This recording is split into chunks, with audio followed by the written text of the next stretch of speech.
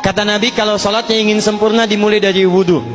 Yang pokok dalam wudhu itu ada 4, sisanya sunnah. Awas, kalau yang 4 ini tidak sempurna maka batal wudhunya. 1, faghsilu wujuhakum, basuh wajahnya. Kalau disebutkan wajah dalam bab wudhu, itu tidak ada yang lain kecuali bagian tampak muka, gitu ya. Kalau yang punya jenggot, itu termasuk janggutnya di selai-selai. Sifat wudhu cuma ada 3. 1, pakai keran. 2, pakai gayung. 3, air yang mengalir. Ya, seperti di sungai ada air mengalir, itu nggak ada masalah. Tapi kalau menggunakan gayung atau semisalnya, Nabi itu diriwayatkan dalam hadis itu sangat menghemat air. Bahkan pernah beliau kemudian berwudu, kalau kita kemudian hitung, itu hanya sejumlah Pak, seaqua gelas Pak, cukup. Atau yang kedua, menggunakan keran ya. Kalau sekarang kita ada keran, contoh ini kerannya. Ya, kerannya agak tinggi sedikit. Dan kita sesuaikan. Ambil airnya. Misal contoh, ghosala. Ghosala itu bukan ditumpahkan, ambil air, tumpahkan di tempat yang akan dibasuh gini. Yang telunjuk itu kemudian menghapus atau menghilangkan kotoran di sela-sela mata, contoh. Yang jempol menghilangkan kotoran di sela-sela telinga bagian belakang di sini. Ya. Kalau misalnya saya mulai ambil airnya, kemudian saya tumpahkan di sini.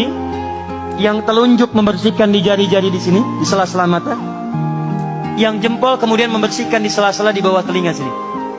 Kemudian di selesai. 1. Tahan sebentar ya, ini praktek dulu sebentar. 2, wa aidiakum ilal marafiq, ini yang sering keliru. Dan tangan sampai siku. Jadi saat kita mengambil air wudhu, ambil airnya, tumpahkan dari sini ilal marafiq sampai ke siku, ke sini. Balikan lagi ke depan. Jadi bukan kerannya dibeginikan, sikunya dibeginikan, takut, bukan. Jadi bukan siku diteruskan ke bawah. Yang tepat itu ambil airnya, kemudian basuh dari sini sampai dengan ke sikunya. Hati-hati, ini ada maknanya.